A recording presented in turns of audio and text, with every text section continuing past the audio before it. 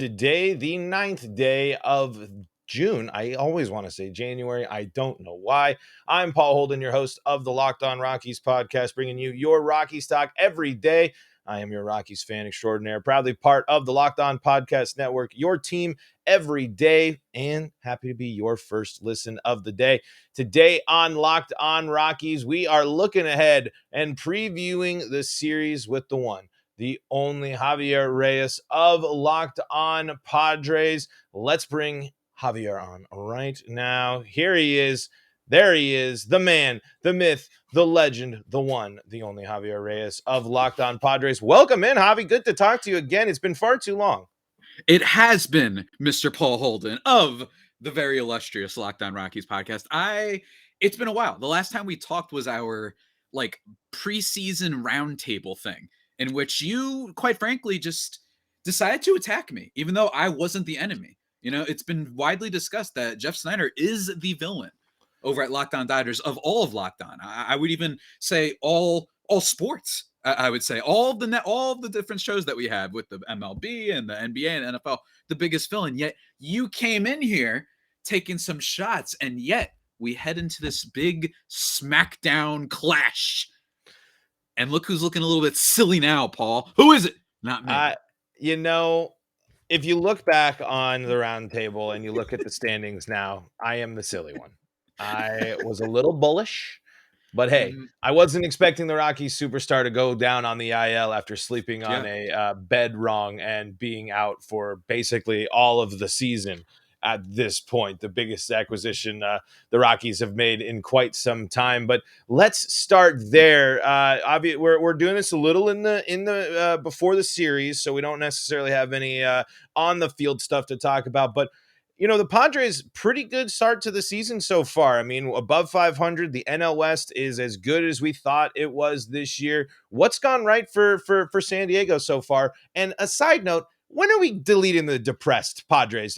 The Padres are good. Get rid of this. Enough of this. The Rockies lost over half of their games in the last 40, and you don't see me over here changing the Twitter name to depressed and then keeping it when my team's off to a good start. Yeah. I actually had put this out there where I'm like, at some point, I wonder if I have to get rid of the depressed Padres moniker thing. But here's what I'll say is why I'm keeping it, because right now, it's kind of worked. It's not only that has worked, keeping it locked on depressed Padres on the Twitter, of course, at @LO_Padres for everybody who wants to follow, but also because I also don't do the naming of the Padres first baseman. Both things, I mean, the latter has slowly stopped working a little bit.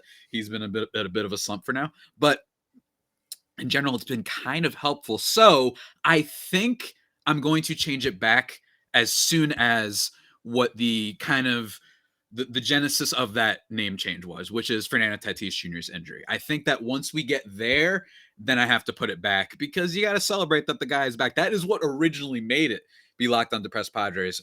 But you're also 100% right. The Padres, considering admittedly a lot of bad mojo heading into the season. A ton. I would say the most out of any team that had the dark cloud above them. It was the Padres, and then the thunderstorm happened when Fernando does a front, falls off the motorcycle. Yeah. The motorcycle, and I guess he thought he was Arnold in Terminator 2 or something, right? I don't know what was going on with my guy there. You have that. You have Blake Snell and Mike Clevenger starting the season on the IL. You have the fact that everybody's looking around at this roster and being like, oh my God, what is going on? The Padres first baseman being rumored and trying to be traded, almost gets traded to the Mets, which I talked on about this week on a podcast, which everybody could check out. All that bad mojo, yet they come out clutch hitting. A few guys stepping up, not many. And Manny Machado, why I think he's the MVP this year, because I think most people are in agreement, because they needed it. They could not have afforded him to just be good, right? A 3.5 WAR type of player. They needed him to be awesome. And he delivered from the start, and he's still playing great defense, and he's hitting balls out of the park, even when those dorks over in Milwaukee are booing him, right? He just knocks one out of the park, right? He's been fantastic. And then obviously Padres starting pitching has been great too. But Machado is easily the story for the Padres so far. Yeah, you kind of nail it on the head. The Machado, the kind of the start of not the only one, but I would say kind of the beginning of the mega contract, the big deal, the new place. I'm going to make the splash in the new area. And while he's played, good ball, but you're right. Machado needs to be elite for this Mhm. Padres team. Much like when he comes back, the Rockies, if they want to turn things around and get back to that into the competitive window, they need Chris Bryant to be elite. They need him to be a game-changing player because the Rockies right now don't have that game-changing player other than maybe Connor Joe. I would argue that Connor Joe Mm. is Mhm. probably the most Love Connor interesting Joe. Rockies player that's there. And he's not doing it in the flashy CJ Crone, I'm going to hit more home runs than you might have Mhm. thought and continue this offensive surge that I've had way. I'm going to get on base every game. I'm going to play 3 positions on defense. And when I'm not in the lineup for the Rockies are in a considerably worse spot. But you mentioned Manny Machado being the story. I wanted to ask though, instead on the flip is maybe the subhead, the lower down on the front Mhm. page of the Padres, Yu Mhm. Darvish. Oh, you Darvish, man. I mean, but after at the time recording this, it just happened. He had a great, I would argue, his best start of the season against one of the best teams in baseball, the New York Mets. Shutout. It was the second time the Mets had been shut out all year. He did not fall behind in any counts. It was, I think, his first 3-ball count came in like the last inning that he was pitching. So that was awesome. Darvish is the way I would describe the Padres rotation, which is kind of what I was hoping for this year, was not necessarily that they would have your, Corbin Burns, that they would have your Scherzer, that they would have your Bueller, even though he hasn't been as good this year, that they would instead just have a rotation of all B pluses. And that's kind of been the case, except that, and I got it right before the season. The reason why I like the Padres rotation a little bit better than other rotations in the division was because of the wild card. And I think arguably the biggest X factor in this division, which was MacKenzie Gore. And he came in and has been light years better than I thought. I thought he'd just be solid, right? Instead, he's come in here and is a fringe all-star candidate, right? Like he actually might. His ERA is super low. The fastball plays. It's been awesome to see. And then you've got guys like Mania, right? Maybe the ERA doesn't jump off the page, all right? He doesn't strike out guys necessarily enough to always offset that, but he's still a really quality starter when you consider that he's like your number 4. You know what I mean? Like that's the crazy Right. part with this Padres rotation is you can't just look at individual guys. You can. Joe Musgrove, he's going to get paid. But you can look at the individuals and say, this is why they're winning, because every single guy goes out there and gives them a chance to win. You're looking at whip for most of the starters for the Padres, and they're all if as Rockies fans, you are you are dreaming of seeing these whip from your 3 best starters. I was kind of talking about this. What was the biggest issue facing the Rockies right now? Was it the lack of starting pitching performances or the Chris Bryant injury? And I think the Rockies' downfall more comes down to the Rockies haven't been able to turn to German Marquez, Antonio Senzatella, and Austin Yeah. Gomber. And if you Mhm. can't, as the Rockies, that's bad news. Those 3 guys have been the foundation. Kyle Freeland, I think, hasn't necessarily dominated, but I've said multiple times, I think been more unlucky than bad this year. The Hmm. Rockies being terrible on defense out of nowhere has really bitten Kyle Freeland the most out of all of them. I certainly wasn't talking in the roundtable of Chad Kuhl leading the Rockies rotation and actually being a pretty dang good pitcher. You're talking potential all-stars. People are saying Chad Kuhl might be the Rockies all-star. He's cool as a cucumber. You know what I mean? Yeah, you He's get been it. solid. This happens with Rockies pitchers every now and then. It feels like they randomly there will be that guy. I remember when John Gray first had that like kind of good season that it just happens when you don't expect it, it seems like for the Rockies. But you're right. I mean, that's a really bad development for the Rockies that Marquez, who a lot of people think out of course field would be great. That has not been the case for the last year and a half, actually, quietly. It was actually funny. His out of core's stats were also not very good either. So maybe he's just starting to fall off a bit. And then, like you mentioned, the defense, like Ryan McMahon, I'm not going to lie. I thought that was going to be a quietly good deal for the team. That guy who great defense, so offense, but maybe they knew something. You know what I mean? Maybe they knew he was going to take that another leap, to give a NBA comparison, like a Jimmy Butler type of leap when it came to his offense. And unfortunately, that hasn't quite happened. And also, he's just making errors out of nowhere. So Rocky Land, I imagine, man, hasn't been the best of lands to inhabit currently. No, it's honestly, it's been terrible, and you can. It's like I hate to just put it to sum it that up, but it has been. It's what are the Rockies doing? Ryan McMahon should have won the Gold Glove last year. I really Mm, do believe that Ryan McMahon had better defensive stats than Nolan Arenado did last summer. But now throw that out the window. I mean, you ain't even gonna sniff even top 3 in terms of Gold Gloves finals, which is a massive setback for Ryan McMahon. Unfortunate because the Rockies defense has cost them games. They haven't been able to keep it close. The free opportunities the Rockies have given this year are very costly, especially when the bullpen does start hot, but that was everyone knew. If you actually followed the Rockies and knew that Rockies bullpen, you knew the hot start wasn't going to last for them. It was the offense needs to continue this up, and you need to keep some of the starting pitching started the year great, but it's just downfall. Austin Gomber had a couple of good starts early year, and Herman's first start against the Dodgers was dominant, but those issues compounded with the defensive issues that are not just a problem, they're a massive issue for the Rockies this year and have really cost them games. That's a big difference. And when you're in the NL West, you can't be doing that. I mean, when you play, I always say, and we'll see this year because this is the first time that we've matched up with the Padres to see what these two teams look like. But when you play the Giants, especially, you cannot give them free opportunities. Anytime you give the Giants a free runner on base, some guy you've never heard of is going to hit a double in the gap, and they're going to beat you by like 6 runs. And the Rockies have been doing that far too often,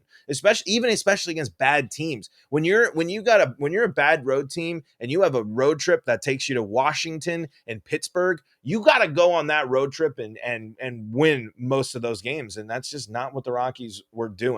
But folks, if you want to stay fueled up, ready to go to win your next outing, well, why don't you get yourself a Built Bar? And hey, if you're like me, you love a good chocolatey, chewy brownie. What about a caramel brownie with caramel mm, swirl on top? So mm-hmm. delicious. What if I told you can have all that in a chewy, chocolate, delicious bar that gives you 17 grams of protein? Not only just 17 grams of protein, 130 calories, and only 4 grams of sugar. A brownie with only 4 grams of sugar, folks. Well, the great people at built.com have you covered. They are all about making you eat healthy, but also tasty too. And when they do, they that's what they do. They cover their stuff in 100% real chocolate. They don't sacrifice the taste for the health. You can have both. That's what they believe at built.com and Built Bar. All Built Bars are made with collagen proteins, which your body absorbs more efficiently and provides tons of health benefits. And you can see the macros for all the Built Bar products and all the Built products at built.com. And when you go to built.com, you can use the promo code LOCKED15 and get 15% off your order. That's 15% off your order when you head to built.com when you use the promo code LOCKED15. One more time, 15% off your order when you use the promo code LOCK15 at built.com.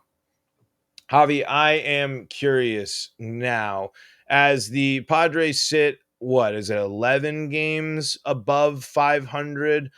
How do you feel this Padres team stacks up with the NL West this year? I mean, now you can kind of, the preseason stuff aside, there's enough of this Mm-hmm. season where an identity is at least formed Mm-hmm. right now. So when we're talking early June, heading into month 3 of the season, how do the Padres stack up against the rest of the NL West?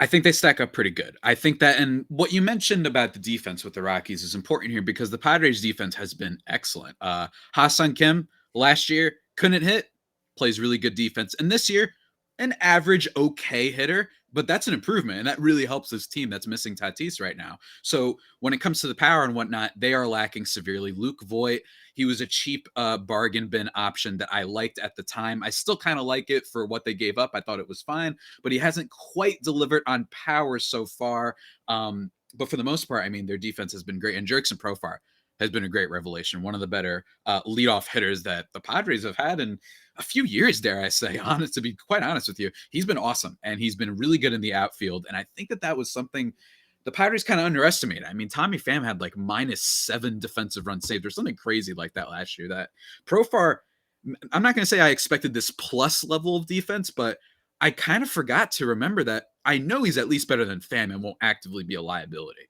You know what I mean? And that's really helped them a lot. And he's been big. He's hitting for a decent amount of pop too. That's been awesome. Jake Cronenworth as well. So just overall, really good defense is helping. They're not making a lot of dumb mistakes, which is something that can happen to them fairly often, especially in the second half of last season. So that's been big. That's been big. And I think that that is one advantage that they have. I know the Giants, they've been really lackluster defensively. Brandon Crawford has taken a step back. He's not hitting the same way he was last year. IL now. Yeah, and now he's on the IL. Brandon Is he on Belt's the, on the actually, wait, IL. I don't know if he's on the, I should say day to day, at least of recording this morning. Yeah, maybe.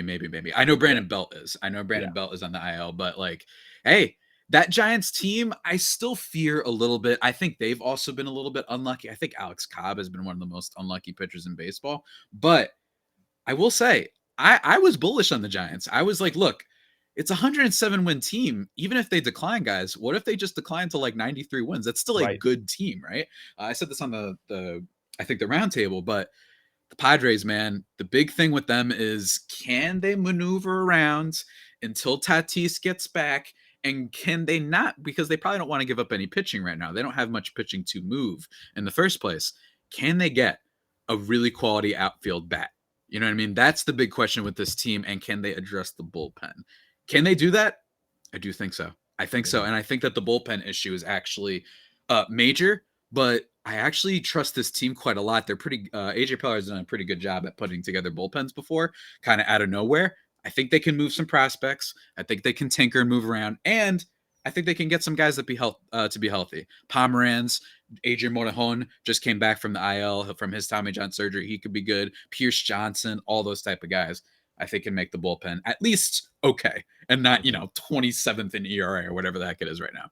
I'm sure the Rockies, I don't even want to look at the Rockies bullpen ranks, to be totally honest, because I don't need to tell you that Bard has been good, right?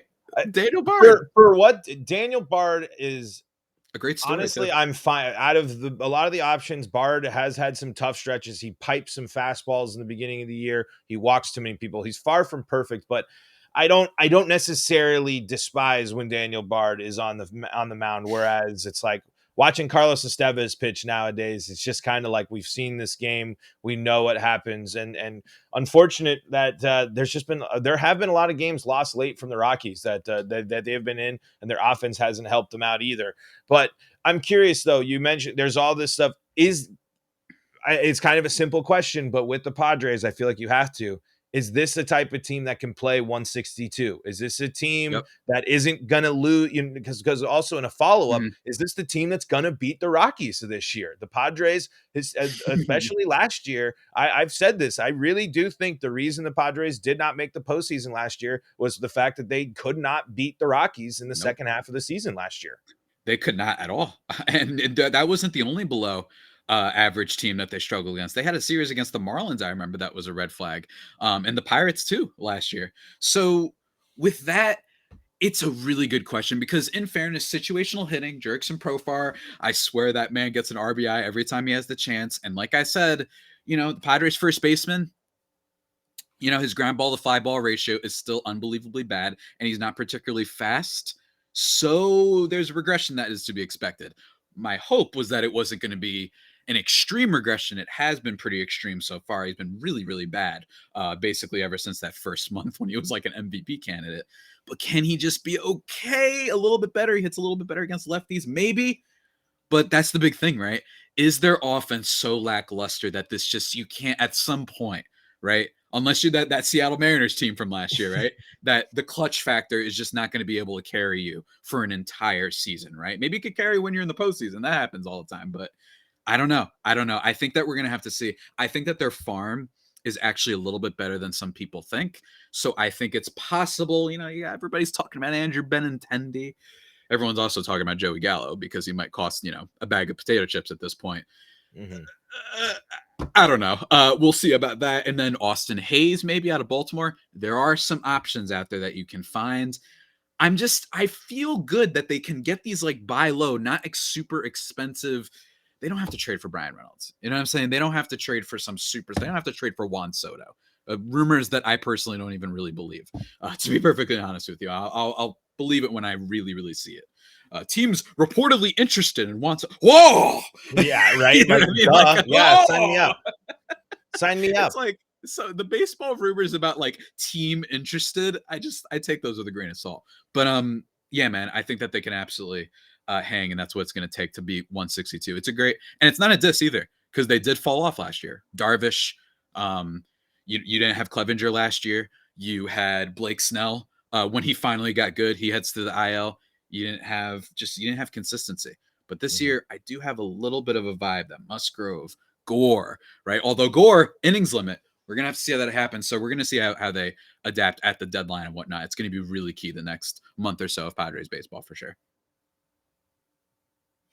Javi, I just want to let's kind of move. We'll look ahead here. What are you expecting with this matchup between the Rockies and the Padres? If I'm getting the rotation right, Senz is on the bump, then Gomber. So I believe the Padres will be seeing maybe Feltner if he's still there. I can't remember. I can't remember if he got option, but Feltner, Cool, and Freeland, I think will be most likely the rotation, at least there. But they will not see at least Marquez, Gomber, and Senzatella, who are pitching here in San Francisco. So I'm curious what you're thinking between this first matchup between this long. I will say, out of all, if you can give the Rockies a rival, I would say the Padres and the Diamondbacks are the two that you can. So these long-standing NL West rivals. Oh man, and the other thing is we got a nice juicy doubleheader to look forward to on Saturday too. I hate doubleheaders. I used to hate them, then I liked them again, then I hated them. Look, I really like the 7-inning rule, guys. Come on, Yes, it was please cool. bring it back. What are we doing, guys? Just especially because the Rockies are baseball so fans, bad man. in game one of doubleheaders. The Rockies are going to hit the ball twice and they're going to give up 13 runs. And you're like, great, turning to the bullpen in yet another doubleheader. The Rockies have played like 6 doubleheaders in the past like month, it's felt like. Yeah, it's just it can be pretty tough. And for me on the West or the East Coast, that 10 o'clock game is going to be pretty brutal for me. But you're going to see MacKenzie Gore for the first time. You're going to see Joe Musgrove. That's not going to be fun for you guys. We'll have to see, though. I don't know, because it depends on how they feel about Clevenger. They might use Nick Martinez to piggyback again, which is what they've been doing plenty of times. They even used Gore, but Gore has been so good that they're just giving him the start, from the beginning. Maybe you'll see a little bit of Adrian Morejon action. He is a little bit of a starting pitcher anyway. So monitor that. And Nick Martinez also, don't sleep on him. Not that bad, especially when you consider he's kind of a back of the rotation guy. Nasty changeup.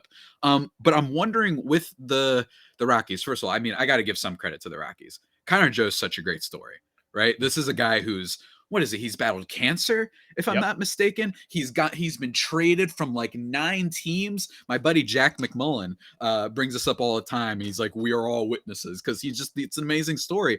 And like you said, quality batter, right? I do have to admit there is something about this Rockies offense that is, don't sleep on it, right? Like I still kind of have some faith in Ryan McMahon. Brennan Rogers has been really hot. Chris Bryant, though, has been the big thing. But who do you think is kind of a bat on the Rockies that maybe Padres fans should know about that maybe they haven't been paying attention to? Well, I think you nailed it there.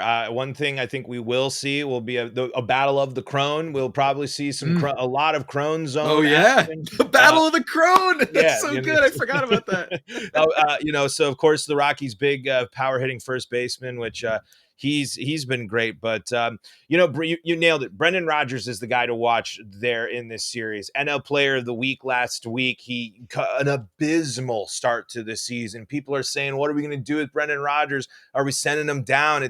He's the type of guy, just wait. And what does he do? He goes out, Player of the Week, and he's been a key contributor. The Rockies' offense on paper is good, especially when you remember that you take Sam Hilliard out of the lineup and you replace him with Chris Bryant. That's how this Rockies lineup is supposed to look. But you're not obviously going to have that here. I don't know when Chris Bryant's going to return. No one really knows at this point. I said mid-June, but we're getting close to mid-June here. But Brennan Rogers is the player to watch for the Rockies, in addition to Connor Joe. Connor Joe is someone who he's just – not only is his story special, but he is just I feel like every got to be someone, just manager's dream to have. Every single manager in Major League Baseball would love to have a Connor Joe, someone that has incredible plate discipline, a versatile defender in the fact that he can play multiple positions and play them well. First base, not so much. He's not really a first baseman, but he can at least catch the ball and field it, keep it in front of him enough that he's strong there. He can lead off. He can bat in the middle. He's going to generate RBIs. He can put the ball out of the yard, but he'll also draw a walk. I'd want every single Rockies player to just bat like Connor Joe. And I really think the Rockies have been better at taking pitches, and I think it has been someone like Connor Joe that can kind of set the tone for you. And I think it is nice for someone like Charlie Blackmon to not, when Charlie Blackmon will lead off every now and then, but instead he can kind of be patted a little bit by Connor Joe there, and Charlie Blackmon can he's going to just use the power. Let's put the ball out of the yard. Let's kind of be a more slugging type of hitter in the later stages of his career. Not to mention, I can't remember what the streak is right now, but he's got like a 30-plus game on base streak. He's fast. He's versatile.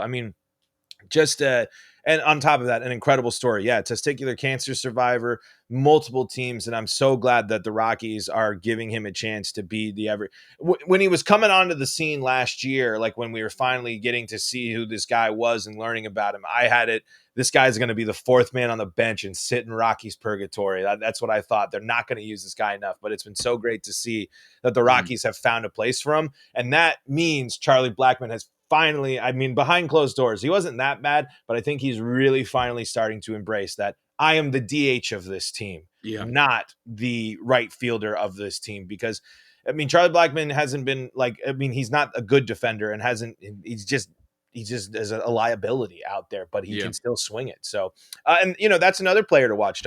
Chuck still can put the ball out of the yard. He'll still put some thump into it. The batting average isn't great for Charlie Blackmon this year, but he's still, got some pretty good slugging and some other numbers too. So those are some names to watch. Ryan McMahon, can do something, but actually another name that you might Padres fans might be thinking, Jonathan Dazza. He was in a prove-it year, and people didn't really know what his role was going to be coming onto this team into this season, other than arguably the best young quote-unquote Rockies center fielder that they had. So you thought he was kind of going to be the Rockies' best defensive piece there, because he's really struggled in history on offense, but he has instead turned that around and become a really, really dynamic player for the Rockies as well. So that Rogers, Dazza, and Joe are three names to watch. And if you're looking for the Battle of the Crones will also be fun to watch as well. The Battle of the Crones. That's so good. I can't wait.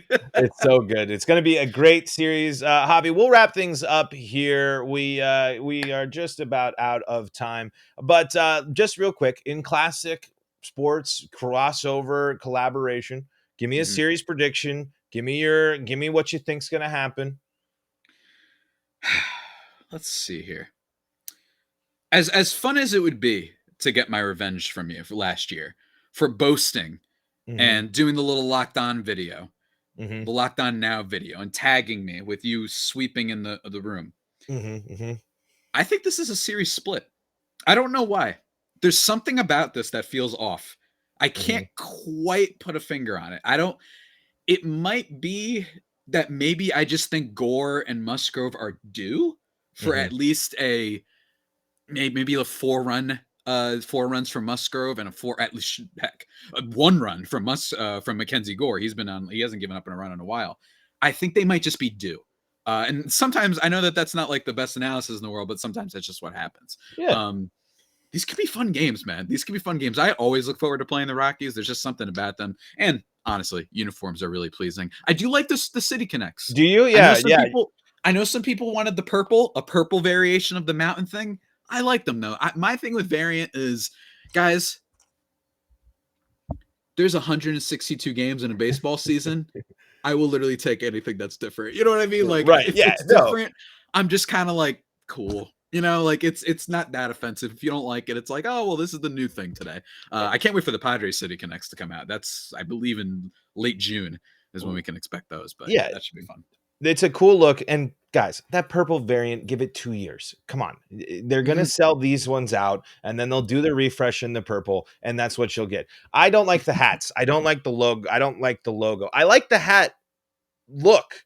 the logo, I can't get behind it. It looks terrible on the score bug too. But the green, I think the green's sharp, and I do like the look. I'm all for them. But I think you're right. I really, if the Rockies can win this series in San Francisco, there's no reason they can't at least hope to ride some momentum to go in there and split this series and try and get a series win with against the Padres, because I dread playing the Padres a heck of a lot less than I dread playing the Giants and the Dodgers, and just because the Rockies seem to have more of some confidence when it comes to playing the Padres. But Javi, for those that want to follow the Padres, they want to follow you because you're not only doing Locked On, you're doing a heck of a lot more than that. Where can they find you?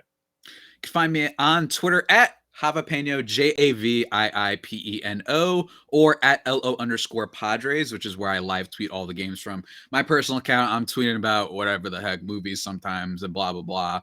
And check out Just Baseball. It's a site that I contribute to and write a bunch of stuff. Great website. Go check that out. And yeah, that's pretty much it. And I'm also on YouTube, so be sure to check that out if you want to see whatever shirt I'm wearing, whatever hairdo I have. Feel free. It's an upgrade in set, because when we first did our first crossover, it was the bedroom set. Now you're in a much more studious library type setting. Exactly. There. I've read every single book. It's true. All I'm sure. I would say, I bet you if you pulled one of them off right there, you could tell me all about it. But hey, for you Padres fans, I'm Paul Holden. You can find me at Paul Holden 33 at LO Rockies for the show Locked On Rockies on YouTube. If you subscribe on YouTube, you're helping your Locked On podcast hosts a huge amount. Those subscribes on YouTube are massive for us. So folks, even if you want to just check out the shows on your favorite streaming service, hit that subscribe button still on YouTube. It is a big time help for us. And Javi, again, thank you so much for the time. It's been a blast as always, my good man. Got to play a Mario Party game at some point. That's all I know. Let's do it.